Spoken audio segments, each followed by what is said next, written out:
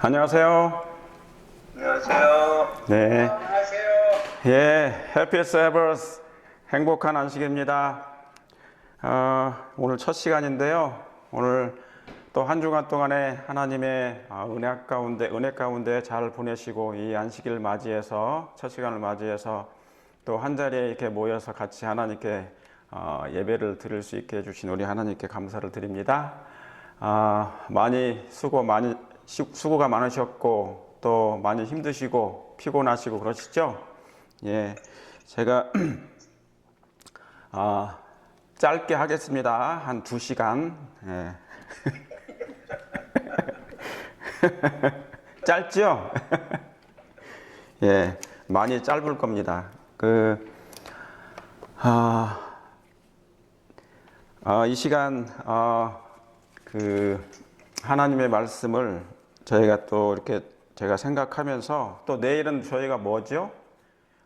또 안식일 또 예배를 드리고 또 내일은 새해년도의 임직원들을 선출하는 또 날이기도 합니다. 그래서 제가 오늘 제목을 교회와 선거라는 제목을 가지고 말씀을 좀 생각을 좀 해보았습니다. 이런 것이 있다. 성경 속에 이런 것이 있고 교회 그리고 선거는 어떻게 가장 성서적으로 하는 것이 무엇일까? 간단하게 제가 설명을 좀 드려보도록 하겠습니다. 여러분이 다 아시는 말씀드리고요. 또 교회란 뭐 그런 것도 다 아시는 말씀이죠. 이 시간 같이 말씀에 참여해서 하나님의 뜻이 무엇인지 또 우리가 생각해보는 좀 시간을 좀 갖도록 하겠습니다. 이 시간 성령을 통하여 은혜 받으시길 바랍니다. 하나님의 사업은 인간의 사업인가요? 아닌가요? 하나님의 사업은 하나님의 사업이죠. 결코 사람의 사업이 아니에요. 인간의 사업이 아닙니다. 우리 개인의 어떤 사업이 아니에요. 우리는 예수님을 개인의 구주로 영접하는 그 순간 우리의 모든 전생애를 하나님께 다 드려진 바 됐어요. 그러므로 너희는 너희 것이 아니라 하나님의 것이라고 그랬어요. 그러므로 우리가 하나님의 사업을 할 때, 특별히 교회에서, 그렇죠? 우리는 이제 잠깐 후면 오실 예수님을 맞이하기 위하여 우리가 준비하고 있잖아요. 그러니까 우리가 돌아갈 본향이 있습니까? 있습니다. 여러분의 마음 가운데 돌아갈 본향이 분명히 있으시죠? 속히 그날이 오기를 원하시죠? 이렇게 피곤한 인생을 사시면서 얼마나 일평생 살면서 얼마나 고난이 많고 얼마나 피곤하기도 하고 아픔도 많습니까? 그러니까 우리 속히 이 사업을 마치고 가야 되는데, 그런데 분명한 것은 이 사업은 하나님의 사업이기 때문에 하나님께서 이 사업을 마치실 거예요. 그걸 믿으실 거 아니겠어요? 그죠? 인간이 아무리 잘나도 아무리 훌륭해도 지식이 많아도 인간의 방법으로는 끝나지 않습니다. 이 사업은 하나님께서 끝내주셔야 가능합니다. 여기에 인간이 동원되는 거고 참여하는 거고, 여기 하나님의 일에 같이 참여해서 역사에서 일을 이루는 거예요. 그래서 성육신을 한 거예요. 육신은 우리고 성은 하나님이세요. 그러니까 성육신, 신성과 인성이 융합돼서 이 사업을 이끌어 오신 것입니다. 그래서 하나님의 사업은 인간의 사업이 결코 아니다. 교회에 사람이 많이 모였어도, 인간이 많이 모였다 할지라도 이 사업은 하나님의 사업이다. 마태복음 24장 4절에 그러므로 예수님께서 제자들에게 말씀하신 재림의 징조 중에 첫 번째 하신 말씀이 있어요. 너희가 누구의 미혹을 받지 않도록, 사람의 미혹을 받지 않도록 주의하라고 하셨어요. 가장 먼저 징조를 물어봤을 때 징조에 대한 대답으로 이 말씀을 하고 시작하신 거예요. 그러니까 마지막 때 이 사람의 미혹이 얼마나 심한지 예수님께서는 아시고 말씀하신 거잖아요. 그죠? 교회도 마찬가지예요. 사람이 높여지거나 사람이 더 말이 많아지거나 사람의 눈에, 인간의 눈에 사람만 보이게 되면 문제가 되는 거예요. 그건 분명한 문제 있는 교회인 것입니다. 하나님이 역사하셔야 되고 하나님이 보셔야 되고 여러분의 마음 가운데 예수님이 계셔야 되죠. 그죠? 그래서 사람은 불완전한 존재입니다. 완전한 존재가 아니에요. 그러니까 뭐라고 그러죠? 사람 위에 사람 없고 사람 아래 사람이 없어. 그래서 사람 위에 사람 없고 사람 아래 사람 없어요. 우리는 전부 다 평등한 사람으로 하나님께로부터 창조받았습니다. 그럼에도 불구하고 우리는 불완전한 존재예요. 죄를 범한 이후에. 그래서 교회는 하나님의 사업은 사람에 의해서, 인간에 의해서 통치되거나 지배당해서가 지배를 하거나 지배를 당하거나 해서도 안 되는 거예요. 하나님의 은혜가 충분히 충만하게 임해야 되고요. 각 개인에게, 그리고 우리의 마음에, 그리고 교회에 임해야 돼요. 하나님의 은혜가 역사하고 하나님의 능력이 교회에 임해야 됩니다. 그 말은 뭐예요? 사람들의 마음에 임해야 된다는 얘기예요. 이 시간 성령을 통하여 그리스도의 능력과 은혜가 저와 여러분의 마음 가운데 임하시길 바랍니다. 그런데 여기 시편 99편에는 뭐라고 나와요?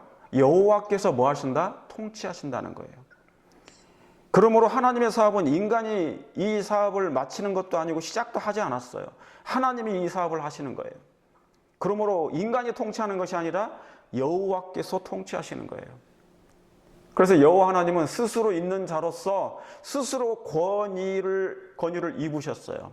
authority, 권위를 입으셨어요. 하나님에 대한 권위를 입으신 거예요. 그분은. 그래서 여호와께서 능력을 입으시며 그랬어요. 그래서 하나님의 사업을 할 때 하나님은 사람의 도움을 결코 필요하지 아니하십니다. 도움 없이도 할 수 있어요. 근데 많은 사람들이 착각하는 부분이 있어요. 마치 이 사업이 나 아니면 안 될 것처럼 생각할 수도 있어요. 어떤 사람들은. 교회에 그런 사람들 세상에도 마찬가지예요. 마치 나 아니면 안 될 것처럼 생각하지만 그렇지 않습니다. 하나님께서 이 사업을 마치시기 때문에 나 아니어도 사람의 도움 없이도 하나님은 이 사업을 마치시는 분이에요. 그러나 하나님은 사람의 협력을 필요로 하시는 거예요. 아시겠죠? 사람의 협력을 필요로 하는 거예요. 왜요? 우리가 협력하게 될 때 우리의 영혼이 성화되고 하나님의 품성을 닮으며 하나님의 마음을 이해할 수 있게 되고, 그래서 하늘에 가기에 적합하게 될 거라 그 말입니다. 아시겠죠? 네.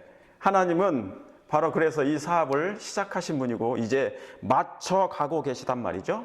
자, 나는 필수적인 존재인가? 그죠? 좀 전에 읽었던 하나님은 사람의 도움을 필요치 아니한다. 하나님, 돌들로도 외치신다는 그 얘기하는 거예요. 나 아니어도 하나님께서는 이 사업을 마치실 능력을 가지신 분인데, 자, 나는 필수적인 존재인가? 시대 소망이 있는 말씀이에요. 사람들이 자기를 높이고, 누구를 높이고요?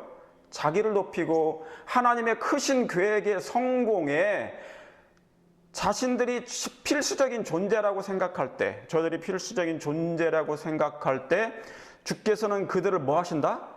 제쳐놓으신대. 여기 굉장히 무서운 말씀이 나오죠. 그죠? 그러니까 이런 사람들이 많이 있단 말이죠. 사람들이 자기를 높이고 하나님의 크신 계획의 성공에 저들이 필수적인 존재라고 생각할 때 주께서는 그들을 오히려 제쳐두신다는 거예요. 뭐 세상에도 정치인들도 대통령 있잖아요. 마치 권력이 영원할 것처럼 하지만 기껏 가봐야 미국은 4년, 더 나아가면 8년밖에 못해요. 그 권력이라는 것이 영원하지 않다 그 말입니다. 마찬가지예요. 그러니까 그 사람이 없어도 하나님은 이 사업을 마치시고 시작하시고 역사하시고 능력을 나타내셔서 하나님의 계획을 이루신다는 거예요. 그러니까 우리가 하나님의 일을 할 때 하나님의 크신 계획에 하나님의 사업이 성공할 필요가 있죠. 성공해야 돼요. 그렇지만 내가 필수적인 존재라고 생각하면 주님께서는 그들을 제쳐둔다는 거예요. 그러니까 교회에서 이런저런 사람이 있을 수 있어요. 많은 사람들이 있어요. 그럼 어떤 사람들은 뭡니까? 나 아니면 이 사업을 못해. 나 아니면 이 사업은 무너질 거야. 나 아니면 이 사업은 뭡니까? 할 수도 없다라고 생각하는 사람들이 덜어 있어요. 많지는 않지만 덜어. 아주 소수에 불과하겠죠? 주께서 사람들에게 의존하지 않으신다는 것은 분명하다. 하나님께서는 사람을 의존하지 않으신다는 것은 분명하다. 왜요? 이 사업은 누가 하시는 거기 때문에 하나님께서 이 사업을 시작하시고 끝내실 것이니까. 그게 로마서 9장 28절에도 나와요. 주께서 이 말씀을 이루사 필하시고 끝내시리라. 그게 로마서에 있는 말씀이거든요. 그들이 사업에서 제거된다고 하여 그 사업이 중지되지 않는다. 오히려 더 큰 권능을 가지고 전진한다고 그랬어요. 그러니까 혹시 교회에서 무슨 일이 생길 때, 이 교회가 많이 어려움이 있을 때가 언제예요? 예, 흔히들 얘기하기를 직원회 아니면 선거 때, 이때만 문제가 없으면 뭐 아무 문제가 없다고 그러잖아요. 그죠? 예.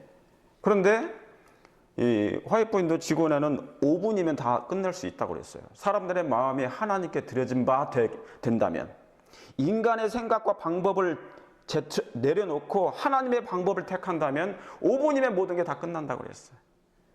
우리 교회가 그렇게 되길 또 바라고 또 그렇게 앞으로도 하게 될 것을 저는 확신합니다.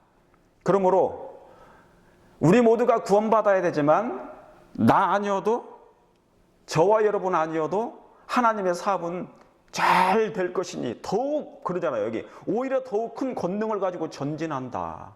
그러니까 우리가 이 말씀을 읽을 때 내가 겸손할 필요가 있어요? 교만할 필요가 있어요?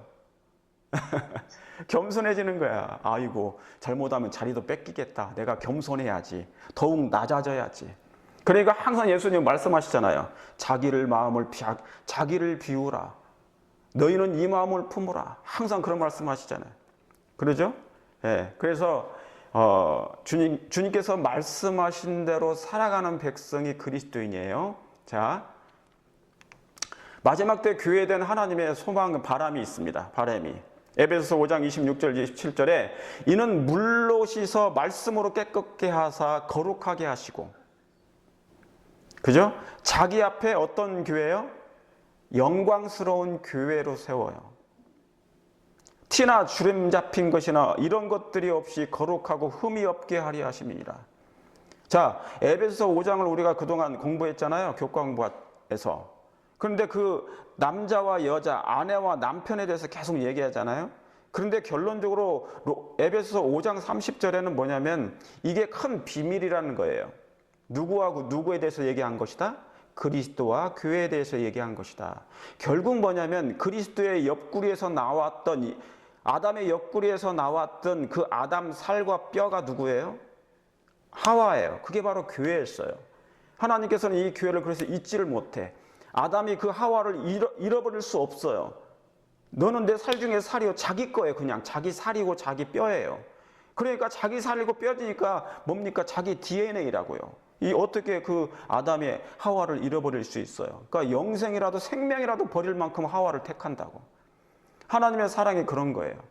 그러니까 이 교회에 대한 하나님의 분명한 뜻이 있어요. 여기 있는 5장 26절 7절의 말씀은 물과 성령으로 거듭났죠. 그리고 또 뭐예요? 말씀으로 깨끗함을 받고 거룩하게 되는 거예요. 그렇죠? 그러니까 그리스도인들은 항상 성경을 통하여서 우리가 깨끗함을 받아야 되는 거예요. 그리고 영광스러운 교회로 지금 지어져 가고 있는 거예요. 건설돼 가고 있는 거예요. 품성이 건설이에요. 우리가 건설돼야 돼요. 그러니까 그래서 성령께서 아직 역사하시는 거예요. 그래서 뭡니까? 티나 주름 잡힌 것이 없어야 돼요. 흠이 없어야 돼. 이 말은 뭐냐면 저와 여러분은 몸이 어떻습니까? 나이가 들수록 자꾸 늙어가잖아요. 쭈글쭈글해지잖아요. 주름이 많이 생겨. 그러니까 번데기 앞에서 주름 잡지 말라 막 그러잖아요. 나이가 먹으면 어떻습니까? 야, 막 거의 뭐 번데기하고 주름 잡을 만큼 되잖아요. 우리 다 쭈글쭈글해지니까. 그러지만 이 몸을 얘기하는 게 아니란 말이죠. 우리의 마음속은 겉사람은 후패하지만 속사람은 날로 새로운 마음을 가져질 필요가 있다는 거죠. 그건 누가 해주시는 거예요? 성령께서 해주시는 거예요. 그래서 이 말씀은 이 교회는 어떤 교회냐? 성화되는 교회를 얘기하는 거예요. 처소가 예비되는 교회를 얘기하는 거예요. 그러니까 이가 영적인 성전으로서, 성령의 전으로서 그렇게 하나님의 소망대로 잘 지어지는 하나님의 마지막 교회들이 저와 여러분들에게 이루어지길 간절히 바랍니다. 자, 교회란 다 아시는 말씀이죠? 한번 제가 써봤어요. 에클라시아. 따라해보세요. 에클라시아. 발음이 안 좋아. 예, 에클라시아. 발음 안 좋아도 상관없어요. 헬라. 이 뜻은 뭐냐면 예수님을 믿는 모임, 무리, 회중, 그런 집회라는 뜻이에요. 그러니까 저와 여러분들은 뭡니까? 교회 그 말은 뭐예요? 건물이 아니에요. 예수님을 믿는 사람들, 백성들의 그런 무리예요. 그런 모임이고, 예, 이게 교회예요. 그렇죠? 그게 장소가 어디에 됐든지 상관없어요. 그 무리가 모여 있으면, 예수님을 믿는 다락방에 모여 있는 무리가 있으면 그게 바로 교인들이 모인 거예요. 그게 교회예요, 교회. 모임. 이 뜻 자체가 모임, 무리 그런 거니까. 자, 그러면 영감의 기별을 보세요. 교회는 뭐를 구원하기 위해? 사람을 구원하기 위해 하나님께서 세우신 기관이라고 그랬어요. 그러니까 교회는 유일한 시작과 끝이 뭐예요? 뭐 하는 것입니까? 교회는 우리가 먹고 마시는 것이 아니에요. 말씀을 먹고 마시는 것이지, 육적인 먹고 마시는 것은 그냥 아주 일부에 불과해요. 일부에 불과하다고요. 그렇죠? 막 그냥 먹는 것에 모든 걸 다 치중하면 그건 안 되는 거예요. 그것 때문에 설마 붕괴가 돼. 하나님의 나라는 먹고 마시는 곳이 아니요. 그죠? 화평과 기쁨, 그런 것이 있어야 되잖아요. 교회는 뭐를 구원하기 위해? 사람을 구원하기 위해 하나님께서 세우신 거예요. 오직 이거 하나예요. 영혼 구원이에요, 영혼 구원. 여러분이 구원받고, 여러분의 가족이 구원받고, 그리고 내 이웃이 구원받는 것, 그것을 어떻게 구원할까? 그냥 고민하면 돼. 교회는 복잡한 게 아니에요. 교회가 부르심받고 택함받은 그 유일한 목적은 영혼을 구원하는 것이에요. 여러분들이 그래서 그 빛을, 소식을 듣고 그 말씀을 믿고 들어왔잖아요. 예수님을 개인의 구주로 영접받고 왔잖아요. 이게 바로 교회예요. 교회는 봉사를 위하여 조직됐어요. 그러니까 복잡하게 생각하지 마세요, 교회. 막 여러 가지 프로그램이 있지만 그거 다 이렇게 뭉쳐보면 그냥 선교야. 구원, 어떻게 영혼을 구원할까? 그거 고민하는 거예요. 그 사명은 온 세상에 복음을 전하는 것이다. 그러니까 여러분, 한 사람을 구원하는 것보다 한 사람 구원하는 게 얼마나 힘들어요. 그런데 한 사람을 내쫓는 일에는 얼마나 쉬운지 몰라. 간단해요. 그냥 품성 잘못 보여주면 돼. 저 사람이 그리스도인 같지가 않아. 그런 모습만 보여주면, 그런 말만 행하기만 하면 바로 그냥 그 사람을 그냥 영원한 멸망 구덩이로 내보내는 거예요. 똑같은 거예요. 그러니까 얼마나 조심해야 되겠습니까? 우리의 모든 것이 다 기록될 건데, 태초부터 하나님은 당신의 교회를 통하여 당신의 충만과 풍족을 온 세상에 나타내시려고 계획하셨다. 그러니까 교회를 통하여 이 일을 하시겠다는 거예요. 하나님의 품성이 놀랍다는 거예요. 하나님의 사랑은 말할 수 없다는 거예요. 놀라운 사랑과 그 풍요로운 하나님의 그 품성을 세상에 증거하고 나타내시려고 계획하신 거예요. 그러니까 이스라엘 백성들을 택하신 이유가 바로 그 목적이에요. 아시겠죠? 영적 이스라엘 백성인 남은 교회를 택하신 이유가 이것 때문에 그래요. 어떤 목사님이나 장로님이나 집사님들이 걸어다니면 이 걸어다니는 집사님, 이 교인들을 통하여서, 성도를 통하여서 뭐예요? 하나님의 영광을 받으시려고 하는 거예요. 하나님께서 어두움에서 불러내어 그의 기이한 빛에 들어가게 했어요. 우리를 아주 기이한 진리의 빛 가운데 들어가게 하셨어요. 그리고 교인들은 하나님의 영광을 드러내야 된다는 거죠. 이게 바로 교회예요. 교회가 설립된 목적이고 세우신 목적이고 조직된 목적이에요. 아시겠죠? 예. 그러니까 복잡하게 생각하지 마세요. 영혼을 구원하는 일, 이 기관이다. 자, 그래서 교회는 내 뜻을 관철시키는 곳이 아니에요.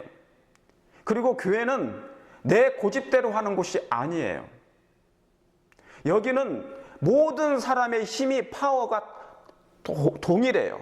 누구는 힘이 더 많고 누구는 힘이 적고 그런 거 아니에요. 아시겠죠? 교회는 힘겨루는 곳이 절대로 아니에요. 누가 내 알통이 더 많이 남았는가, 누가 내 통장에 뭐가 더 많은가, 막 그런 거 아니라고요. 그거 가지고 힘겨루는 곳이 절대 아니에요. 숫자가 누가 더 많은가, 그것 때문에 힘겨루는 것도 절대로 아니에요. 예.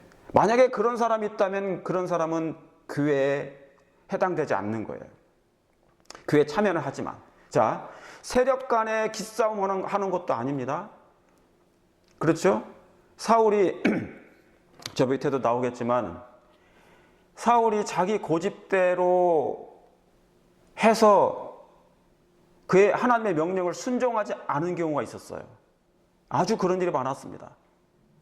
다윗도 마찬가지죠. 다윗도 여러 가지 여러 수년 동안 고생과 고난과 고통, 말할 수 없을 만큼 고통을 많이 당했지만 결국에 또 마지막 때 뭡니까? 그가 이상한 일을 해요. 그래서 인구 조사를 해버리잖아요. 그래서 왜 그랬습니까? 자기의 명성을 떨치기 위해서. 막 인구 조사, 군인이 몇 명이다, 말이 몇 필이다. 그것을 숫자를 왜 셉니까? 이렇게 내가 통치하는 기간 동안에 이런 어마어마한 성과를 이루었다는 거죠. 이것 때문에 그러니까 그런데 뭡니까? 그걸 자랑하려다가 무슨 일이 생겼냐면 요압이라는 사람이 군대 장관이에요. 그거 하지 말라고 그랬어요, 다윗 왕에게. 그런데 그것을 자기가 고집 부려가지고 끝까지 하다가 어떤 일이 벌어졌습니까? 7만 명이 온역으로 죽게 돼요. 그 사건 하나 때문에. 그러니까 쓸데없이 고집 부리면 안 된다는 얘기죠, 다윗도. 그렇죠? 예. 그래서 교회는 오로지 하나님의 뜻을 이루기 위해 자신의 뜻을 굴복하고 겸손히 봉사하는 것이 하나님의 교회인 것입니다. 여러분들 그걸 공감하십니까? 예. 여기에는 하나님의 뜻만 있어야 되는 거예요. 하나님의 뜻을 이루기 위해서 우리가 뭉친 거예요. 연합한 거예요. 들어온 거예요. 사람의 자신의 뜻을 행하려고 온 것이 아니에요. 여기에는 사심이 들어가서도 안 됩니다. 야심이 들어가서도 안 되는 거예요. 하늘에 가는 것이 우리의 유일한 목적이 되어야 된다, 그 말입니다. 그런데 여기에 사심이나 야심이나 욕심이나 다른 어떤 그것을 뭔가를 가지려고 한다면 그 사람은 하나님의 뜻에 절대로 한 번도 굴복하지 않았다는 거예요. 이 교회를 통하여, 무리를 통하여, 백성들이 모임을 통하여, 이 회중을 통하여 자신이 뭔가를 명성을 높이고 명예를 높이려고 했기 때문에 그런 것이에요. 그런 사람들은 뭐냐면 하나님께서 언젠간 제외시킨다. 스스로 품성이 약함으로 따라가질 못함으로, 하늘의 품성을 따라가지 못함으로 스스로 제외되는 거예요. 그런 현상이 벌어져요. 그러니까 그렇게 되지 아니하도록 하나님께서 이 교회를 세우신 목적대로 정말 그 아름다운 하나님의 교회가 되기를 간절히 바랍니다. 그렇게 돼야 되겠죠? 자, 이 일을 위해서 주께서 세우신 교회 조직과 임명된 직분이 있어요. 교회 조직은 하나님께서 교회를 조직하라고 하셨어. 그죠? 우리 교단도 하나님께서 허락하신 조직이에요. 오거나이제이션. 이 조직 안에서 하는 거예요. 왜냐하면 선지자를 통하여 주신 기별이기 때문에 선지자의 모든 말씀에 순종하면 복이 있어요. 과거에 구약이나 신약에 보면 전부 다 선지자들이 말씀을 선포해요. 그 말대로 해야만이 그 나라가 복을 받았어요. 마찬가지예요. 이 교회를 조직하신 분은 하나님이세요. 선지자에게 그걸 명하셨어요. 이 조직한 그대로 하시면 되는 거예요. 여기에 인간이 있기 때문에, 사람이 개입되기 때문에 말이 많을 수 있지만 그래도 하나님께서 주관하시고 역사하신다, 그 말입니다. 자, 임명된 직분이 있어요. 에베소서 4장 11절에 그가 혹은 사도로, 혹은 뭘로요? 선지자로, 혹은 복음 전도자로, 혹은 목사와 교사로 주셨으니 그래요. 자, 하나님께서 여러 직분을 하나님께서 임명도 하셨지만, 자, 사도는 하나님께서 사도를 택하신 거예요. 예수님께서 사도로. 그렇죠? 아파스를. 그래서 12제자들은 하나님의 아파스를, 사도들이에요. 하나님께서 택하신 거예요. 예수님께서. 선지자도 하나님께서 부르시는 것입니다. 다 하나님께서 임명권자가 예수님이세요. 하나님이시라고요. 복음을 전하는 자도 마찬가지예요. 선교사들. 다 하나님께서 임명하신 사람들이에요. 선교사들. 그리고 목사와 교사 또한 하나님께서 부르신 사람들이에요. 그렇죠? 그러니까 여기는 분명하게 사도는 사도의 역할을 하는 것이고 선지자는 선지자로서의 역할을 하는 게 있어요. 임명된 거니까. 그리고 복음 전도자는 그 복음을 전하는 자로의 그 사명을 가지고 있고, 목사는 목사에 대한 분명한 구분이 돼 있어요. 교사는 교사대로 따로 돼 있는 것이에요. 이는 뭐를요? 성도를 온전케 하기 위해서, 봉사의 일을 하게 하며 그리스도의 몸을 세우려 하려 하심이라, 그 말이에요. 그러니까 하나님께 영광을 돌리게 하기 위해서 그렇게 하신 거예요. 아시겠죠? 그래서 하나님께서 이 교회를 조직하신 것입니다. 여기에는 분명한 선이 있어요. 여기에는 분명한 경계도 있습니다. 여기에는 분명한 책임도 있습니다. 아무나 그 남의 자리를 침범해서도 안 되는 거예요. 왜요? 하나님께서 그 자리를 임명해 주셨기 때문에. 자, 그래서 주께서 세우신 직분에는 권위와 권한과 책임이 분명히 있어요. 그렇죠? 예, 하나님에 대한 하나님께서 여호와께서 권위를 입으셨다 그래서 스스로 입으신 거예요. 그분은. 그러나 이 땅에 있는 모든 권위는 인간들에게 주어지는 권위는 하나님께서 허락하시는 것이에요. 세상에서도 대통령의 권한이 있어요. 권위가 있어요. 책임이 있는 것이죠. 그죠? 여기 통장 제가 순서대로 적어놨죠? 통장. 통장도 하나의 권위가 있다고요. 통장의 권위. 아주 미세하지만 작지만 통장의 권위가 있어. 그러나 그 권한은 뭡니까? 그 권한이 있어. 그죠? 10cm밖에 안 돼. 범위가 10cm. 책임도 10cm밖에 안 돼요. 이 장은 어떻습니까? 조금 범위가 넓어. 권위도 있고 권한이 있어. 군수도 마찬가지입니까? 이게 순서대로 군수, 그 다음에 뭐예요? 시장, 그 다음에 도지사. 이 권위와 권한이 달라요. 그 권한은 책임의 범위도 있고 그 권한의 범위가 아주 넓어요. 갈수록 넓어져. 장관도 마찬가지예요. 총리도 마찬가지입니다. 그리고 대통령은 대통령의 권위가 있어. 이 대통령은 뭡니까? 그 권한은 뭡니까? 전 나라를, 온 나라를 다 통치하는 거예요. 그 권한이 주어진 거예요. 당연히 그에 대한 책임감도 큰 것입니다. 그렇죠? 예. 권한이 많기 때문에, 권위가 있기 때문에, 권한이 많기 때문에 그 책임도 넓어지고 그것을 잘못 행했을 경우에는 당연히 그것에 대한 응당의 책임을 받는 것입니다. 아주 두려운 사실이죠. 세상적으로도. 그러면 교회적으로는 어떻습니까? 장로에 대한 권위가 있어요. 권한이 있고 책임이 있습니다. 그러나 더 나아가서 일선 목사, 자, 목사들에 대해서 우리 모두가 지금 저기 교회에서 지금 목사님들 다 목사, 일선 목회자들 권한이 있어요. 권위가 있고 목사의 권위가 있다고요. 그리고 그 권한의 범위가 있어요. 그리고 이 받은 권한에 대한 뭐가 있어요? 책임도 분명히 있는 것입니다. 그런데 합회장은 더 크죠. 그 범위가 이제 모든 교회를 다 관할하기 때문에 권한의 범위가 너무 커. 잘못하면 그 책임도 자기가 다 져야 되는 것이에요. 이게 바로 이 합회장의 책임이에요. 권한이고. 그리고 연합회장은 그 권위가 더 큽니다. 이제 지역을 뛰어넘고 스테이트를 뛰어넘어요. 이 미국으로 말할 것 같으면. 그리고 주회장도 마찬가지죠. 대총회장은 뭡니까? 전 세계적인 대총회장의 권위가 있는데 그 권위를 함부로 누가 뭡니까? 하지 못하는 거예요. 그 권한의 범위는 말할 수 없을 커. 전 세계적인 것이에요. 말할 것도 없이 책임도 있는 것입니다. 그렇죠? 자, 여러분이 다 아시는 것처럼 천주교 신부들 어떻습니까? 파더라고 그러잖아요. 파더. 신부님을 파더라고 그래요.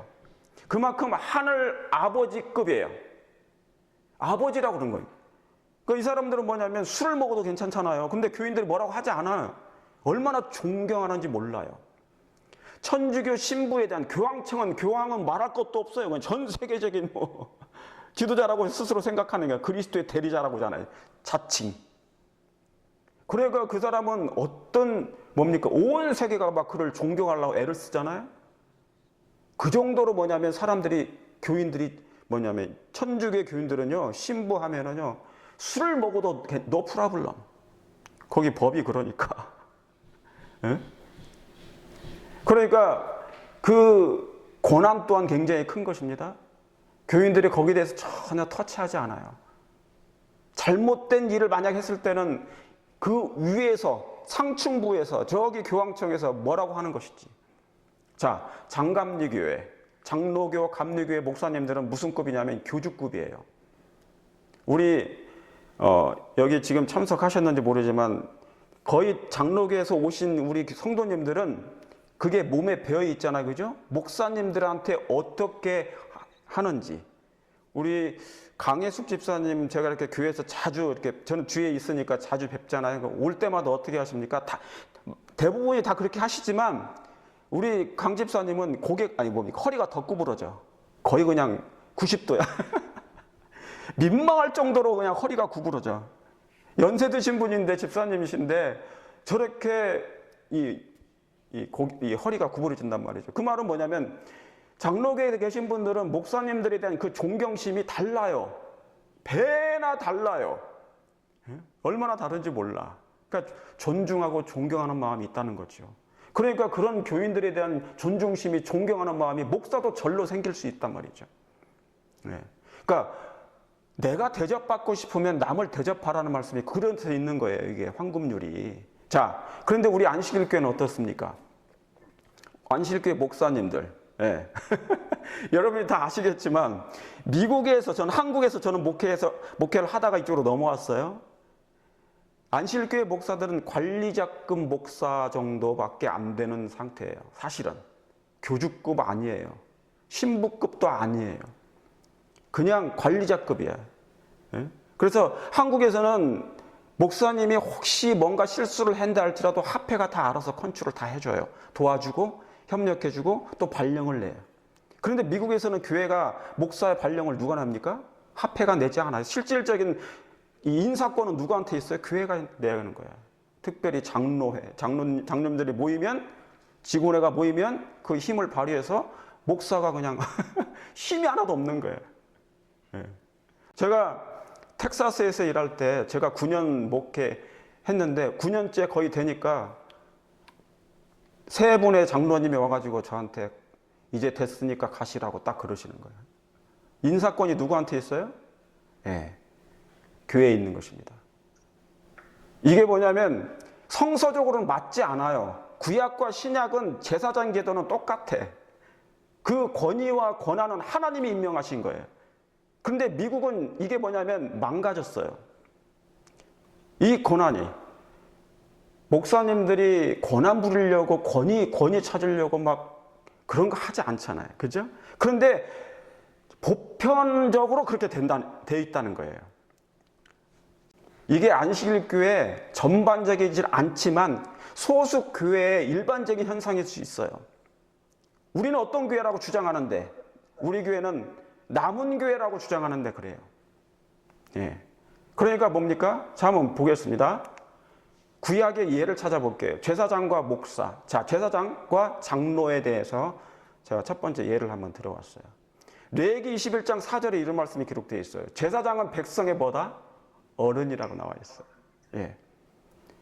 이것은 뭐냐면 그 제사장의 나이가 어리든 상관없어요. 나이가 많든 상관없어. 하나님께서 저 제사장을 임명하신 그 이후로는, 기름 부음을 받은 이후로는 백성의 어른으로서 취급하는 거예요. 대우를 하는 거예요. 그래서 지역의 유지입니다. 이건 나이와 무관해요. 그래서 그 사도 바울도 뭐라고 그래요? 너의 연소함을 없이 여기지 말라고 그랬어. 이게 성경의 진리예요. 재림교회는 오직 성경을 높이잖아요. 그죠? 성경으로 돌아가는 운동도 하고 지역의 유지입니다. 그러니까 마지막 때가 되면요, 이 성경이 자꾸 무너지는 거예요. 동성애도 무너지잖아요. 그렇죠, 제도가. 그러면 안 돼, 재림교회는. 그래서 제사장은, 목사는 백성의 어른인지 지역의 유지라고 그래요. 스스로 더럽혀 욕되게 하지 말지니라. 엘리의 두 아들이 홈리와 비느하스잖아요. 나이가 어려요. 그런데 이 제사장들이 잘못해가지고 담배를 폈어요? 스스로 더럽혀 욕되게 했단 말이죠, 하나님께. 그래서 뭡니까? 바로 죽임을 당합니다. 그래서 제사장들은 사람이 심판하는 게 아니고 하나님께서 직결 심판해요, 잘못하면. 그러니까 교회는, 장로와 집사님들과 교회는 이 제사장 문제는 특별하지 않는 한 손대지 말라. 하나님께서 역사하실 것이다. 그건 분명하게 제가 말씀드립니다. 그래서 제사장은 백성의 어른이다. 이 말은 뭐냐면, 나라가, 여러분 아시잖아요. 나라가 위급할 때나 어려움에 처할 때 대통령은 종교계의 원로들을 초청해가지고 그 조언을 듣습니다. 불교이든지 천주교든지 교회 목사들과 국사를 논하잖아요. 옛날에 조선왕조 때도 왕이 뭐냐면 어려움이 생기면 누굴 불러요? 저기 산속에 가서 그 도사, 스님을 불러요. 그래서 지혜를 얻습니다. 그래서 이 제사장은 백성의 옛날이나 지금이나 변하지 않았어요. 그 유지로서. 역할을 한단 말이죠. 그래서 지금 현재 이 미국 백악관에 있는 원목도 목사님이에요. 안식일교회 목사예요. 여기 백악관에 있는 목사님이 계신데 아침 기도를 합니다. 일 시작하기 전에. 근데 안식일교회 우리 목사님이 거기 가서 목회를 한단 말이죠. 대통령도 거기서 그냥 같이 기도하고 그래요. 다 참모들도. 그만큼 뭐예요? 이 정치인들이지만, 정치하는 정치인이지만, 백악관이지만 그 목사에 대한 백성의 어른으로서, 유지로서 그 일을 해주는 거 말이죠. 같이 협력하고 한단 말이에요. 자, 그러면 우리 교회가, 재림교회가 아무리 작아도, 커도 이 부분에 대해서는 성서적인 성경이 끝나지 않았기 때문에, 성경이 여전히 구약과 신약이 존재하기 때문에 예수님 재림 직전까지는 이것을 유지된다는 것이죠. 자, 또 한 말씀 보겠습니다. 두 번째, 제사장과 장로에 대한 말씀이 있어요. 출애굽기 19장 7절에 모세가 와서 백성의 장로들을 불러요. 여러분 출애굽기 19장 보세요. 읽어보세요. 여호와께서 자기에게 명하신 그래요. 여러분, 모세가 누구를 불러요? 백성의 장로들을 불러요. 근데 여기 시편 99편에는 6절에 뭐라고 나옵니까? 제사장 중에는 누가 있어요? 모세와 아론이 나와요. 아론은 제사장이죠. 그런데 모세는 뭡니까? 모세도 제사장 중에 포함되는 거예요. 모세는 선지자이면서 제사장입니다. 그래서 모세가 누구를 부릅니까? 그 당시에 장로들을 불러요. 자, 여기에 제사장의 히브리어 그 뜻은 뭐냐면, 이름은 제사장이라는 것은 코헨이라고 그래요. 코헨. 뜻은 뭐냐면 우두머리의 통치자라고 그래요. 우두머리의 통치자. 그러면 장로는 뭐냐? 자켄이라고 해서 늙은, 나이든 연륜이 많은 우두머리라고 그래요. 백성의 민의를 대표하는 대표자. 그러니까 장로님은 뭐예요? 우두머리에 그 당시에. 그런데 제사장은 뭡니까? 우두머리의 통치자예요. 그러니까 모세가 선지자로서 제사장으로서 누굴 부른 것입니까? 백성의 장로들을 불러서 명하신 것입니다. 그러므로 하나님께서 정해주신 분명한 직분의 차이가 구분되어 있는 것이에요. 여러분들이 우리가 교회를 그냥 아무렇게나 하는 것이 아니에요. 이 교회가 세워진 것은 하나님께서 이 교회를 조직해 주셨고 이 직분을 하나님께서 임명해 주셨기 때문에 이것에 대한 분명한 구분과 분별력이 있어야 된다는 것입니다. 그렇게 여러분이 참고하시고 이 말씀대로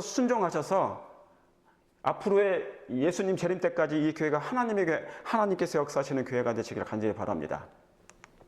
자, 그래서 제사장과 레위인 직분이 분명하게 구별되어 있습니다. 자, 역대상 9장을 여러분 읽어보세요. 역대상 9장에 나중에 10절에 보면 여기 레위 지파에 대해서 나와요. 근데 레위 지파에서 누가 나오냐면 제사장도 나오고 레위 사람들이 나와요. 그래서 이것을 구분해서 말씀드리는 거예요. 레위 지파는 지파인데 여기에서 제사장 무리가 있고 레위 사람 중 평신도들이 따로 있단 말이에요.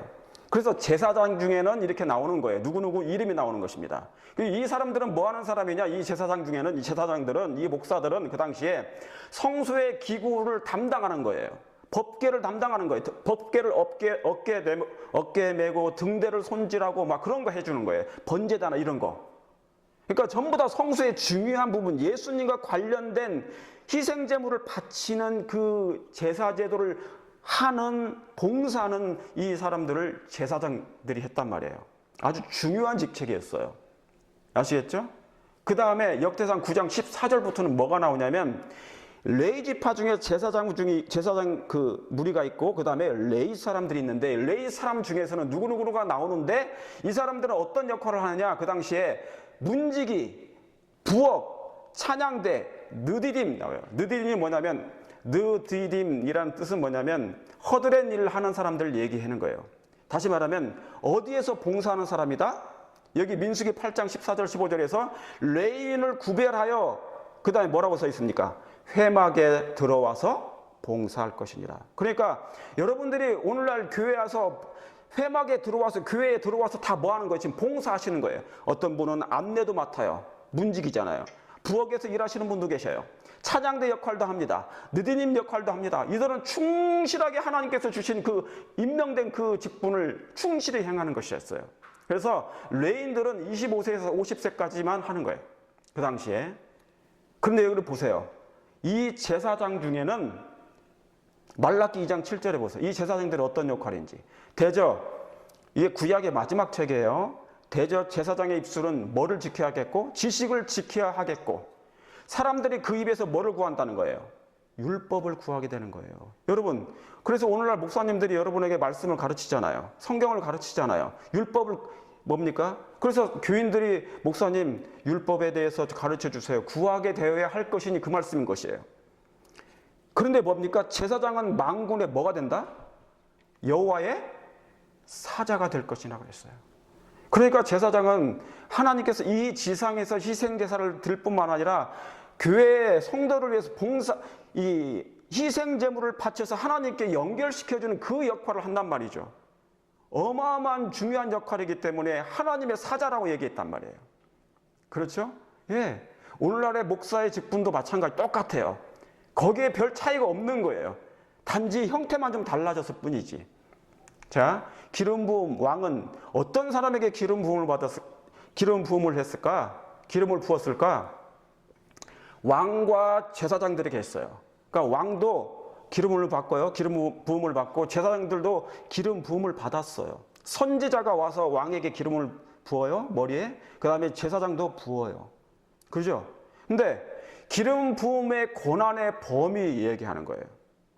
왕과 제사장이 있잖아요. 그죠? 자, 사울 왕을 생각해 보세요. 사울 왕. 그러죠? 그리고 제사장이 있어요. 먼저 제가 사울 왕은 왕으로서 기름 부음을 받았지만 그 범위가 분명히 정해져 있어요. 제사장에게 기름 부음을 받았지만 목사가 기름 부음을 받았죠. 그리고 왕이 기름 부음을 받았죠. 그런데 왕은 결코 제사장이 하는 일을 할 수 없었어요. 만약에 그 일을 대신하게 되면 문제가 생기는 것입니다. 큰일 납니다. 그게 바로 2번이에요. 자, 그 말씀하기 전에 다윗의 인격을 보세요. 다윗의 인격과 품성이 어떤지, 신앙의 품성이 어떤지 보세요. 사울 왕이 다윗을 죽이려고 얼마나 많이 쫓아다녔습니까? 사냥을 했어요. 그런데 다윗이 어디에 숨었습니까? 아둘람 굼에 숨었단 말이죠. 그런데 하나님의 섭리로 말미암아 그 사울의 군대들이 다 잠이 들었어요. 하나님께서 개입하신 거예요. 그럴 때 다윗과 군대들이, 다윗의 군사들이 누굴 죽일 수 있었습니까? 예. 그 신하들이 그 왕을 죽이라고 했단 말이죠. 사울 왕을. 지금이 골든 타임이다. 빨리 죽이십시오. 그랬더니 뭐라고 합니까? 다윗이 하나님의 여호와의 기름 부음 받은 자를 절대로 손을 대지 말라고 그랬어요. 이게 바로 그것에 대한 하나님의 그 위엄을 알 수 있는 거예요. 하나님께서 권한을 주신 거예요. 권위를 주신 거라고요. 그러니까 이 기름 부음 받은 제사장한테는 함부로 하면 안 되고요. 왕들도 마찬가지였어요. 그런데 왕일지라도 제사장과는 또 달랐어요. 왕이 할 일을 제사장이 할 수 없고 제사장이 할 일을 왕이 할 수 없었다는 얘기죠. 그게 월권행위잖아요. 그래서 사울 왕이, 사무엘 선지자가 사울 왕에게 내가 올 때까지 7일 동안 기다리라고 그랬어요. 근데 사울 왕이 성질이 급해가지고 못 기다린 거예요. 그래서 뭡니까? 제사장만이 할 수 있는 일을 자기가 대신해버린 것입니다. 제일 밑에 사울이 가로되 번제와 화목 제물을 이리로 가져오라 하여 번제를 드려버려. 그러니까 이 죄로 말미암아 그거 어떤 일이 벌어집니까? 왕에서 죄돼 버린 것입니다.